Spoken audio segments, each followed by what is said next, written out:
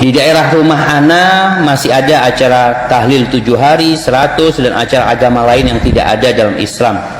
Ana diundang tetapi ana tidak datang. Nah, berkat atau nasi kotaknya tetap dikirim ke rumah. Apakah boleh dimakan atau gimana Ustaz? Tafadhol dimakan.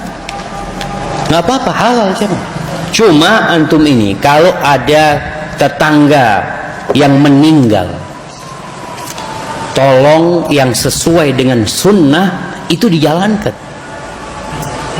Ikut mensolatinya, ikut mengantar jenazah, ikut menguburkannya. Kemudian antum bikin makanan, kirimkan ke tetangga. Bukan antum makan makanan tetangga, ditungguin sama antum.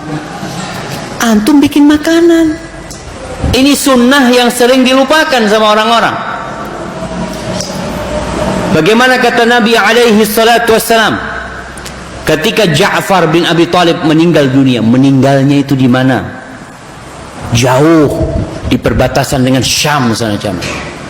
Nabi alaihi salatu wasallam mengatakan, isna'u li ali Ja'far ta'aman faqad atahum ma yushghiluhum. Bikinkan makanan buat keluarga Ja'far, telah datang kepada mereka ya peristiwa yang membuat mereka nggak mikir makan lagi sudah. Mereka sibuk. Makanya orang itu kalau sedih dikasih makan apa, ya apalagi mau masak ya dia mau makan aja berat. Maka antum amalkan sunnah. Antum tidak ikut acara itu karena memang Nabi tidak mengajarkan. Tapi jangan lupa yang diajarkan Nabi antum amalkan. Sehingga masyarakat ini tahu fulan memang nggak ikut acara ini, tapi dia peduli sama kita. Dia kirim makanan, dia bantuin kita. Maka tolong kita itu mengamalkan yang sesuai dengan sunnah. Tapi jangan lupa dengan kewajiban-kewajiban kita sebagai tetangga juga jemaah. Misalnya istighosah di tradisi NU atau tahlil.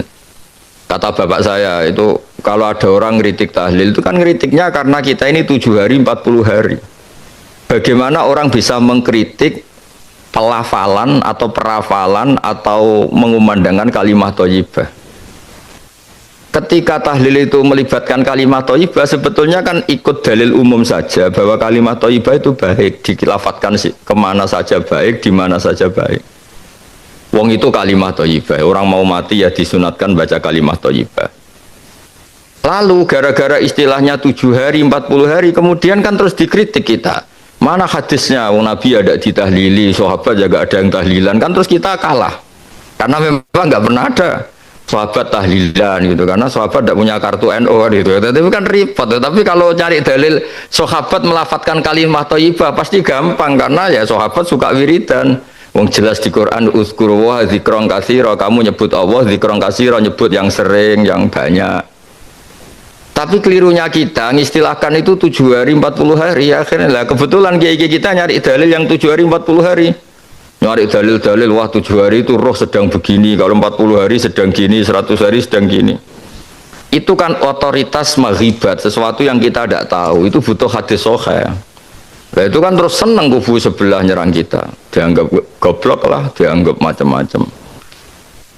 Sebetulnya kalau dianggap nggak apa-apa, kalau kebetulan kita ada goblok lah, yang repot itu dianggap kebetulan kita ya keliru betul, itu saja kan masalah kan, itu kan masalah besar itu.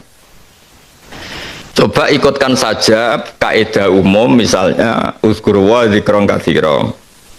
Kenapa kalau wiridan NU la ilaha illallah kok 100? Ya kalau 100 kan pasti dzikron katsira, itu pasti banyak itu. Kenapa tidak 2 saja misalnya? Ya kalau 2 kayaknya diperdebatkan itu sudah banyak apa belum, kan lebih rasional. Yang disepakati banyak ya kita misalnya nyebut la ilaha illallah 10 kali, 100 kali. Pasti orang sepakat itu dzikron katsira. Lah kenapa ada 2 kali saja? Itu diperdebatkan itu banyak apa belum kalau 2 itu. Daripada kita nyari dalil-dalil yang macam-macam tadi yang. Nah, meskipun saya di NU, entah saya sendiri nggak tahu saya ini kultural apa-apa, yang jelas itu konstitusi saya itu bahwa orang alim itu harus menghentikan ilmu dan kitmanul ilmi itu haram, menyembunyikan ilmu itu haram. Terus kemudian saya beri contoh lagi di kitabnya Said Muhammad Abu Abul Farad, Ya ini saya tidak cerita halaman-halamannya, yang pokok tadi 2 kitab saja. Nanti kalau cerita terus halaman-halamannya atau kitabnya yang di Amerika bingung loh. Nanti Suriahnya belajar terus malah nggak jadi bisnis, malah jadi roi Suriah betulan nanti. Begini, hadis-hadis tentang jumlah kalimat thayyibah yang banyak itu rata-rata dhaif. Kalau itu diharuskan dan dinisbatkan ke Nabi. Tapi kalau tidak dinisbatkan ke Nabi, tapi karena kreasinya ulama atas nama masyarib, masyarib itu rasa kangen sama Allah sehingga nyebut Allah sering. Itu kan menjadi kaidah umum secara psikologi. Man ahabba syai'an aktsara dzikrah. Orang yang suka sesuatu pasti sering menyebut itu. Karena kita mencintai Allah, maka kita sering nyebut Allah. Kita mencintai Rasulullah, maka sering nyebut Rasulullah. Tapi tetap saja kamu tidak usah bilang bahwa jumlah-jumlah besar itu dari Nabi. Resikonya begini misalnya ya. Misalnya Rais Suriah Amerika Serikat berfatwa orang itu kalau la ilaha illallah 100 kali maka pasti masuk surga, ditambahi 100 kali. Nanti repot orang yang mau mati kebetulan baca la ilaha illallah 3 kali. Wah ini belum surga karena jumlahnya belum cukup, kuotanya belum cukup. Kan hadisnya 100 kali, itu kan bahaya sekali itu. Makanya hadis yang sahih hanya mangqala la ilaha illallah dakhalal jannah, jumlahnya hanya sekali. Kamu tidak usah sok-sokan soleh terus hadisnya diganti 100 kali, 200 kali. Nanti repotnya kalau ada orang meninggal kebetulan baca baru 50 kali. Wah ini tidak ahli surga karena kuotanya tidak cukup, wong hadisnya 100. Nah jumlah-jumlah besar itu rata-rata masalah secara riwayat, secara disiplin ilmu hadis. Di semua teks Bukhari Muslim, di semua hadis-hadis hanya mangqala la ilaha illallah dakhalal jannah, mangkana akhiru kalami la ilaha illallah dakhalal jannah, tidak menyebut jumlah. Lah nanti kalau kita wiridan dan kebetulan kiainya itu suka tahlilan, lamanya enggak ampun minta ampun. Kalau di kampung-kampung kan biasa tahlil dining Mbah Abdullah atau tahlil dining Abdul Salam, mesti orang anak-anak muda ngerti. Waduh suwi itu mesti lama itu. Tapi lamanya ini kita carikan dalil, yaitu tadi man ahabba syai'an aktsaru dzikrah. Orang yang suka sesuatu pasti sering nyebut. Misalnya Anda hidup di Amerika, mungkin ibu-ibu mencintai satu hal tertentu yang baru terkenal, pasti ya sering nyebut itu. Anak-anak muda baru suka apa, sering nyebut itu. Misalnya dulu saya kan ngertinya ya anak muda-mudi, sekarang orang bilang Gen Z, semuanya pasti pakai bahasa Gen Z. Nah karena kita mencintai Allah, man ahabba syai'an mesti aktsaru dzikrah. Orang yang suka sesuatu pasti sering nyebut. Dan kita alhamdulillah digelari Allah walladzina amanu asyaddu hubban lillah. Orang-orang iman itu adalah orang yang sangat mencintai Allah. Adapun beberapa bentuk selawat yang tersebar di masyarakat yang bahkan mengalahkan selawat yang berasal dari Nabi SAW, itu perlu diluruskan. Kita ingin negeri kita bersolawat dengan solawat yang diajarkan Rasul SAW, solawat yang paling baik. Yang pertama yang kita lihat ada salawat tibbil qulub, salawat obatnya hati.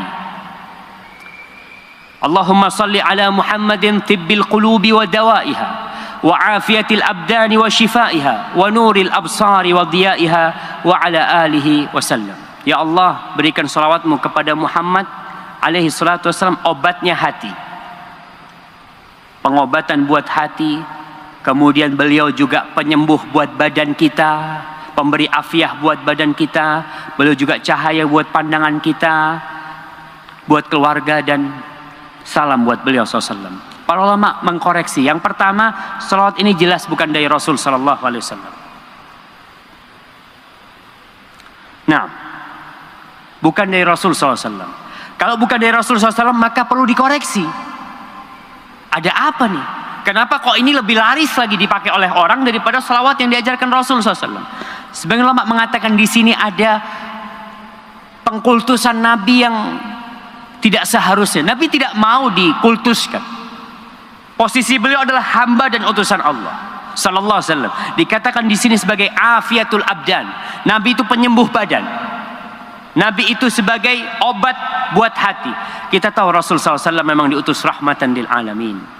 Tapi yang terbaik tetaplah kita baca yang diajarkan oleh Rasul SAW.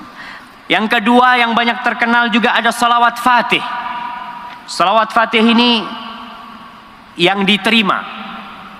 Antum bisa baca nanti di situsnya sebuah tariqat yang disebut tariqat Tijaniyah. Tariqat Tijaniyah menulis di sana tentang asal muasal salawat Fatih. Salawat Fatih ini disebutkan bahwasanya guru mereka Syekh At-Tijani itu mendapatkan lembaran dari Allah, lembaran dari cahaya yang tertulis di situ salawat Fatih. Subhanallah jamaah. Dan orang meyakini itu. Yang baca salawat Fatih ini di situs itu disebutkan tentang keutamaan salawat Fatih ya. Bahwasanya yang membaca itu akan dilipat gandakan sebanyak 600.000 kali salawat untuk malaikat, untuk manusia dan jin dari awal diciptakan sampai akhir. 600 kali lipat dari jumlah mereka semuanya. 600.000 ya disebutkan di sana. Ya, apa masih ada wahyu yang disampaikan? Udah selesai. Nabi udah selesai tugasnya. Salawat mana yang paling baik yang dibaca ketika sholat? Tapi yang jadi masalah orang masih percaya. Salawat Fatih ini Allahumma salli ala Sayyidina Muhammadin al-Fatih lima ughliq al-khatim lima sabaq nasiril haqqi bil haqqi al-hadi ila siratikal mustaqim wa ala alihi haqqa qadrih wa miqdarihil azim. Ini yang baca salawat ini dikatakan Nabi itu penutup pembuka yang tertutup, dan beliau penutup untuk yang lainnya, beliau penutup para nabi. Oke, itu betul. Tapi yang jadi masalah apabila ini dikatakan secara mutlak Nabi yang menutup segala sesuatu, Nabi yang membuka segala sesuatu, ternyata tidak. Semua itu dengan izin Allah Jalla Jalla. Tapi tadi yang membaca salawat ini itu mendapatkan pahala 600.000 kali lipat. Kita yang tahu itu pahala dilipat gandakan jadi berapa? 700 kali lipat. Orang sedekah 700 kali lipat, wallahu yudha'ifu liman yasha, tapi Allah bisa melipat gandakan lebih dari itu. Nah, ini 600.000 kali lipat. Di riwayat lain dikatakan bahwasanya lebih baik daripada membaca Al-Quran 6.000 kali.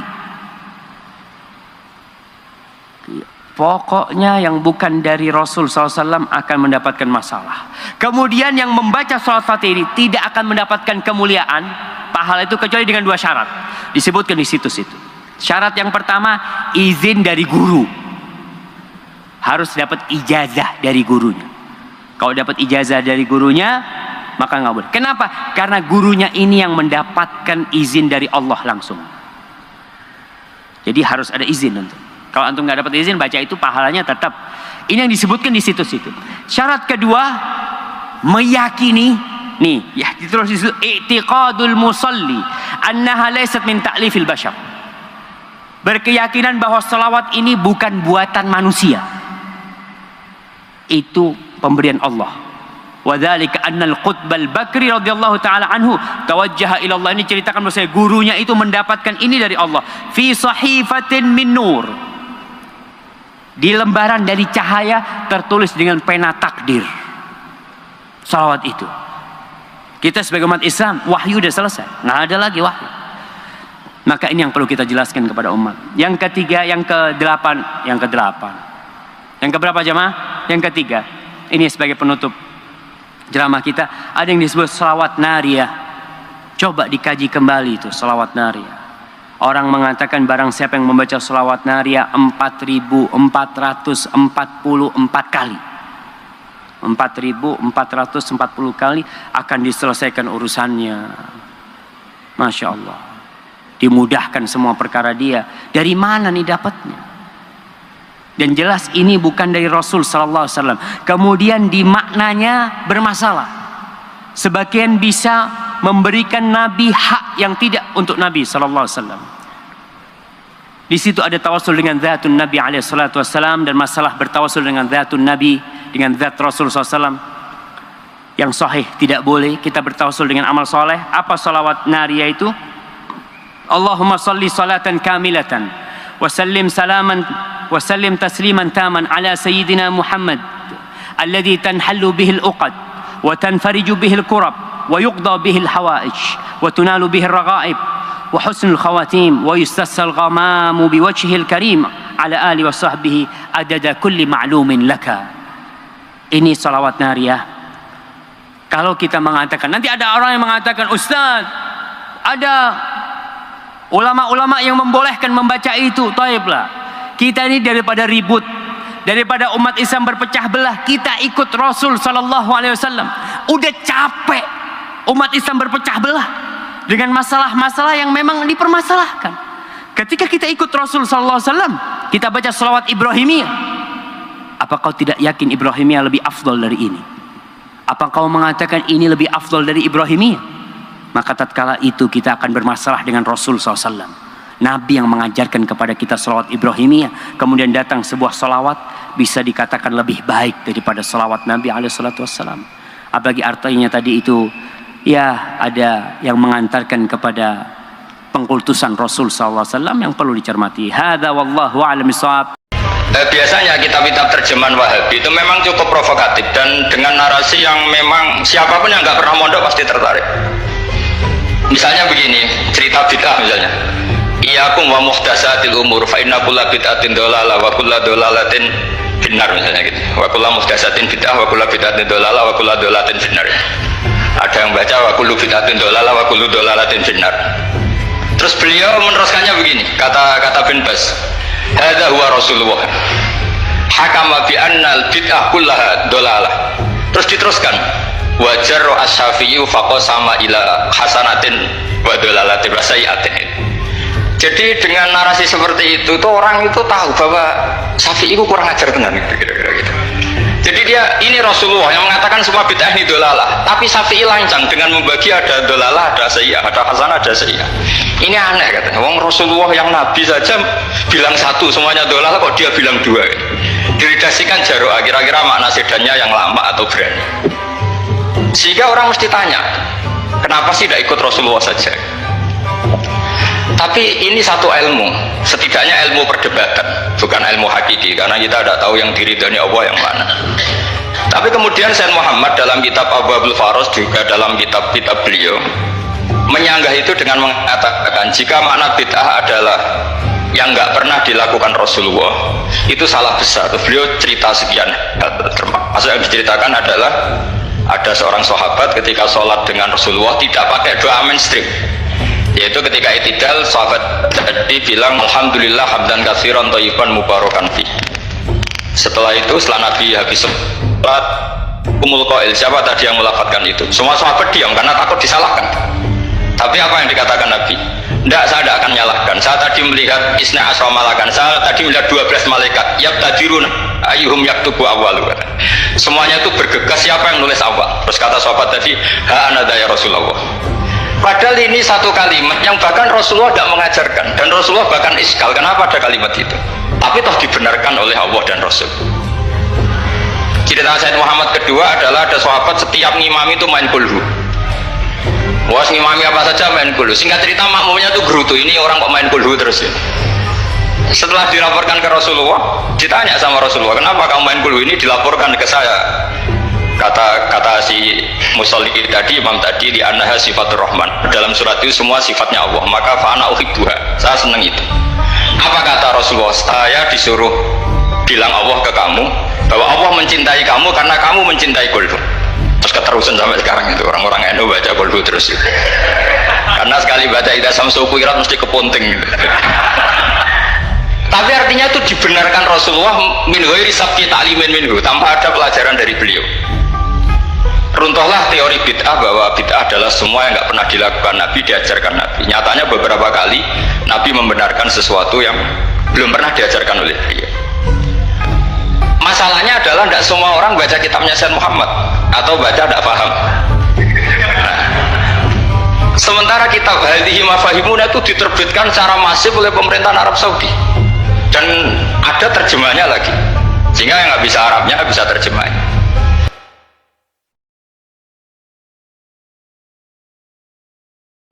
Beliau sering muji Ibnu Taimiyah dalam banyak hal, tapi dalam banyak hal juga beliau mengkritik Ibnu Taimiyah ketika menafsirkan la tusaddur rihal illa ila salasati masajid.